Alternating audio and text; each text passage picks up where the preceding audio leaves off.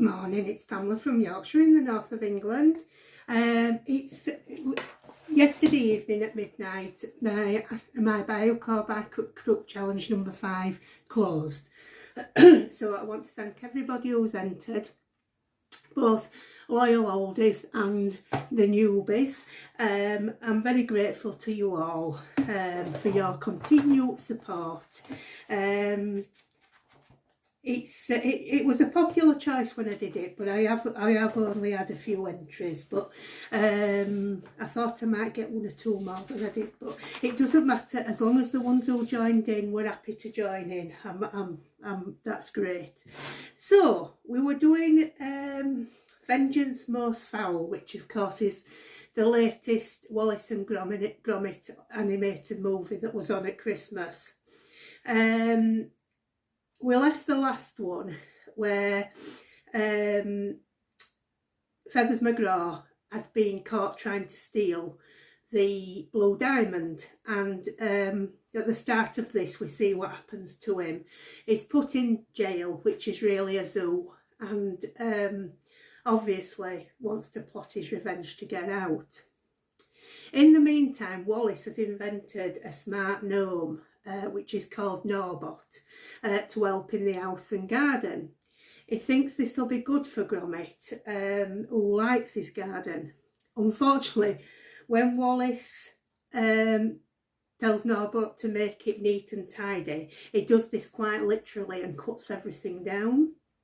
He just shapes some of the borders, the box borders, into a shape, but it takes away all Gromit's flowers. Anyway, it does actually, it becomes like a business idea because, like Norbot is so helpful. So he sort of like he's loaned out, to help out. Unfortunately, Feathers McGraw hears about this. He sees it on a news story, and he hacks Wallace's computer and ends up reprogramming Norbot. He clones him too, and it's all part of his plan to get out of jail. So he when he's cloned all these Norbots, will go out. They all go out into the local area to do gardening jobs and household jobs and things. They start stealing things really to build a submarine, which they do down in the basement at the cellar of Wallace's house. Obviously, Gromit's always suspicious, and he ends up getting locked up, does Gromit, in a garden shed, but he does get out. Anyway, in the meantime, the blue diamond is going back on display, and C.I. Macintosh, who is voiced by Peter Kay, who's just the funniest man on the planet, and P.C. Mukherjee are in charge of the diamond. It's been locked away since Feathers was, arrested. Anyway, when they come to get it out, it turns out the blue diamond was switched for a turnip, so Feathers McGraw has hidden it somewhere.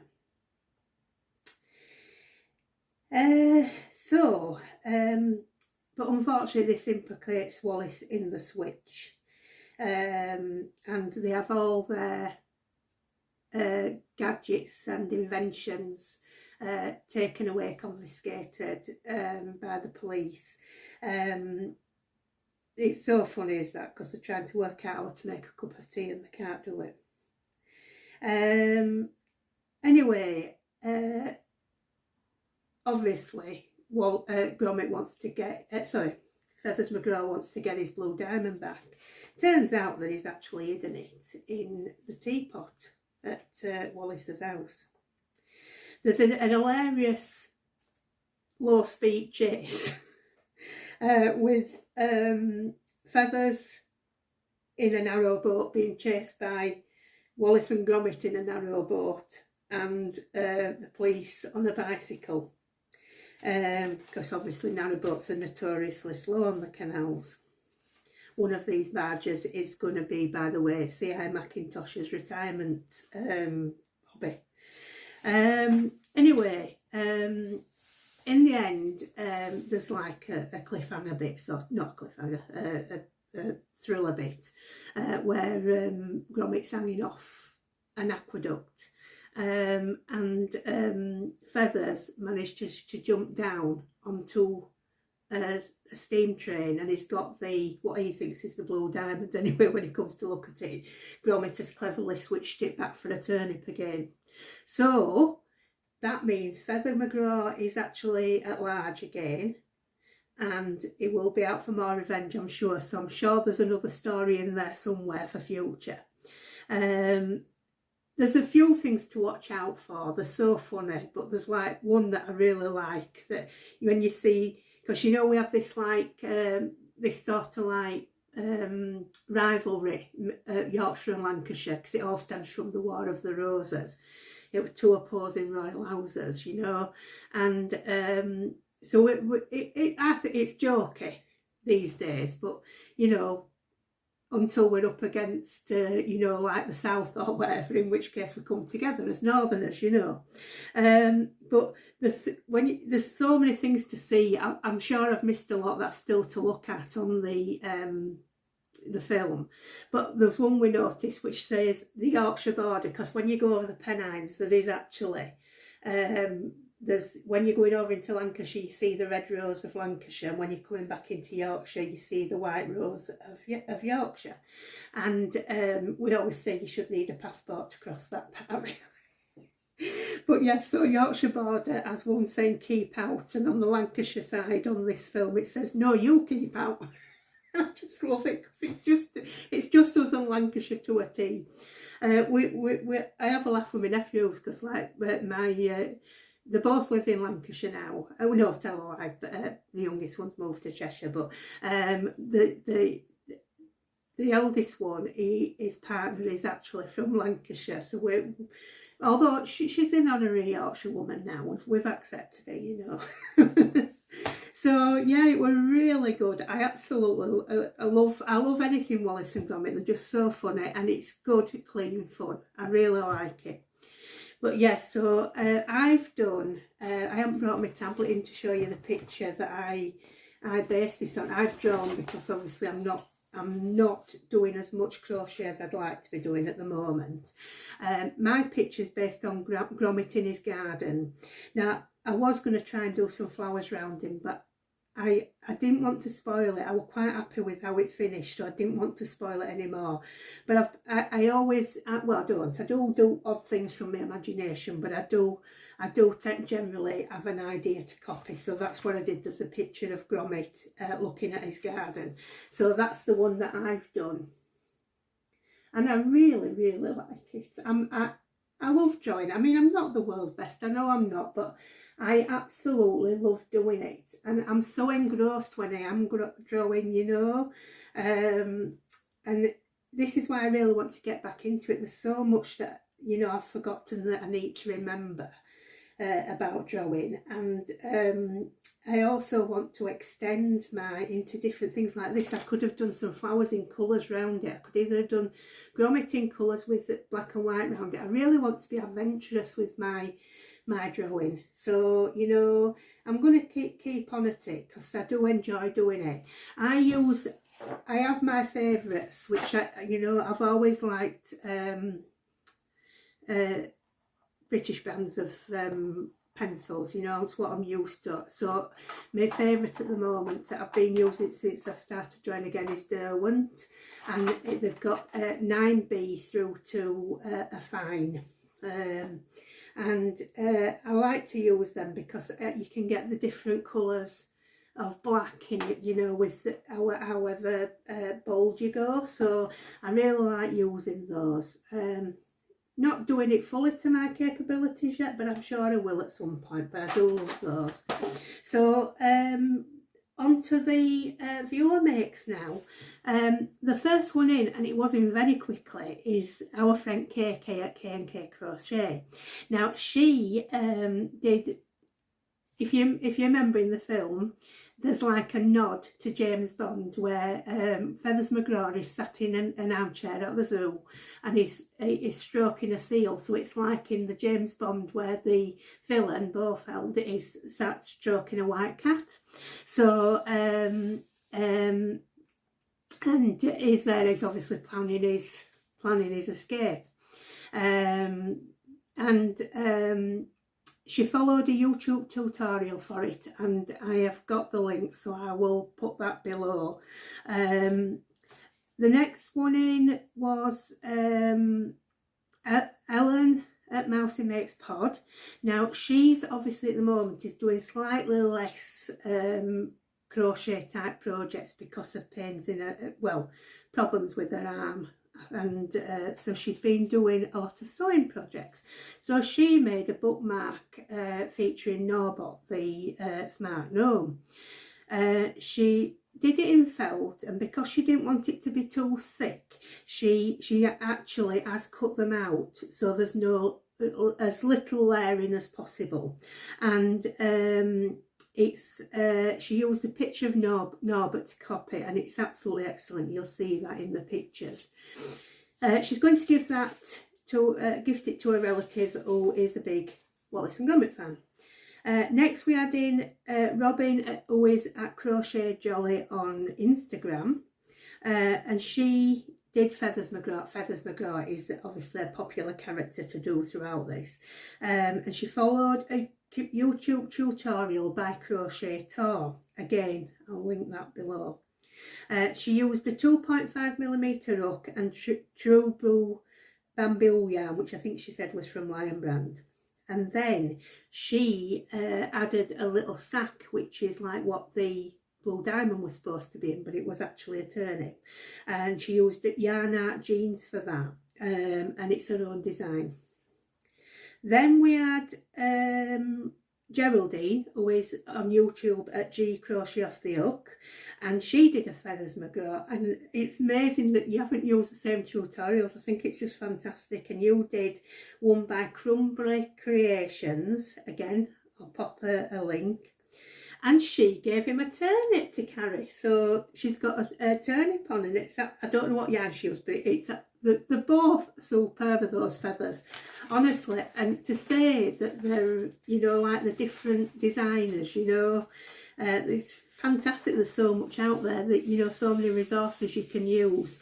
Then I had two entries from Kerry at kerry.nosebag on Instagram, and she did a grommet, and she did it, it's a knitted one. She knit it flat with a 2.5mm shorty, which she explains is a 25cm circular needles, and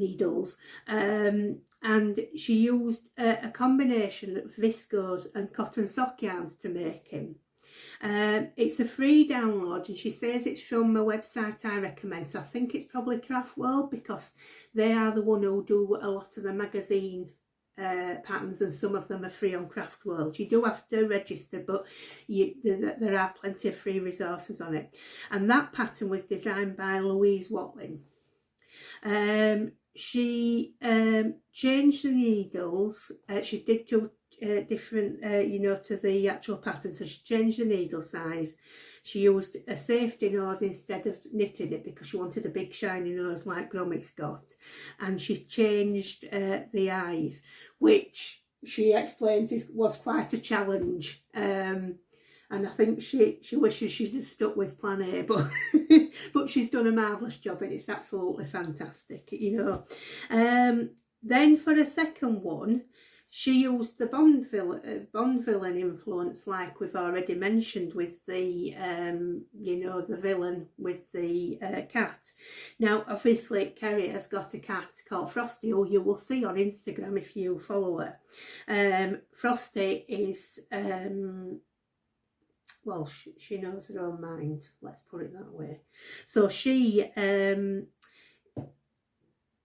was the muse for the cat used in this particular one instead of the white one in the film. And sorry, the white one in James Bond or the seal in the film. Anyway, she used air dry clay to do this and acrylic paints, and she added safety eyes to give the colour of eyes like her cat, which her cat's got these amazing blue eyes. And we've got pictures of Frosty inspecting the result, you know. Then we have got 2 entries from Robert, who is on Instagram as at Everso, I think it's Everso, and 0. So it's EVERSSO 0. And he's done a Feathers McGraw. Now, I'd never heard of this. He asked me if I'd heard and I hadn't. It's called Onigiri. It's a Japanese art. And basically you use your food to form a shape. And it's like a sort of way of gifting or show someone you love them or whatever. So he's used a rice ball. And if you look closely at the tummy patch on Feathers, you can see that it's rice. And then that forms the artwork, does that ball, and then it's covered the body in, sorry, I've already said the body, sorry. It's covered the body in, what's it called now? Oh yes, in Norris with seaweed, which gives it the black colour that you need for Feathers McGraw. Now, the beak is fashioned out of a carrot, so it'll be, I think it's the tip of a carrot. And then you've got, the glove is a red pepper on the head, and his feet are made out of vegan ham because both he and Kerry are vegan. And I've had vegan ham, it's okay, it's lovely stuff. And he's also done me a second entry, which I think is marvellous. On the bridge, this is the funny things that you see in the film, and you'd probably have to be from the north or, you know, Lancashire or Yorkshire to understand the meanings of these. But basically, in Yorkshire we have Yorkshire parking, which is like, it's something that comes out around about bonfire night. It's a cake made with oats and treacle and all good stuff, and it's warm and it's got ginger in it. It's an ideal thing to around at that time of year. And like I say, we call it Yorkshire parking space. We say it's ours, but Lancashire says that sometimes it's theirs, you know. But anyway, so it says, bearing in mind this is the play on the word of parking, as in parking a car, I think. But one side says yes parking, and then underneath it says no parking, because the yes parking is on the Yorkshire border. So I think that's really good. So it made some parking, which I would imagine is being eaten now, and why not? So yes, I think that was a really good idea. I was saying, I love how, you know, people think laterally as well, you know, into other things. I think Kerry and Robert are very creative anyway with like the different things that they try. I mean, we're all creative, you know what I mean? I'm not saying anybody's not creative, but they've tried so many different art forms, and I think it's brilliant, you know, so it gives us all inspiration, doesn't it? So that's the entry. So I had 8 entries, which obviously was from 6 people altogether? Yeah, 6 people altogether, because Kerry submitted 2 and Robert submitted 2. So yeah, really chuffed with it though. I think they've done really well, and to say we've got so many feathers and they're all done differently, you know, so yeah, I think that's brilliant. So that is that for now. Obviously I'm no longer doing a prize, but it's all part of the joy of entering and trying, you know, watching something or listening to something or reading something, and then finding some inspiration in what you can make from it. So that's the whole idea of it, really. That's it for now. I haven't thought of the next one. I don't know which direction to go in.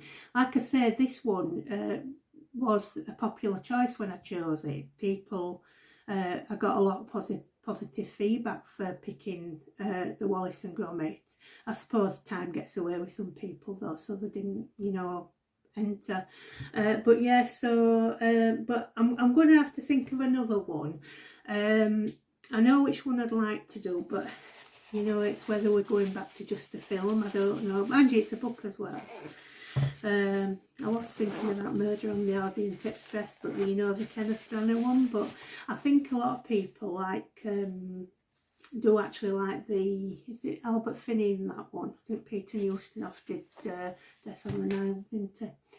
I don't know. I'll try and think of something that'll fit with people. There's another one, there's something on television at the moment, the Marlowe Murder Club. I quite like that because it's a bit like your Midsummer Murders, you know, there's a lot of humour in it, and I like that. And it's got Samantha Bond in, and I really like Samantha Bond. I think she's one of my favourites.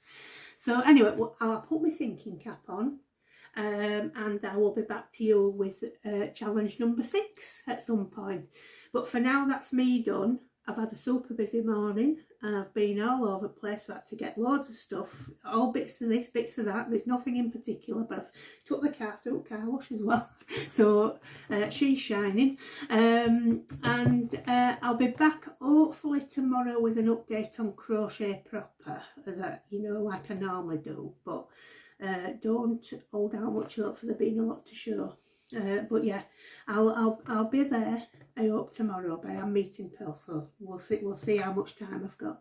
Anyway, take care of yourself, my good friends, and I'll see you soon.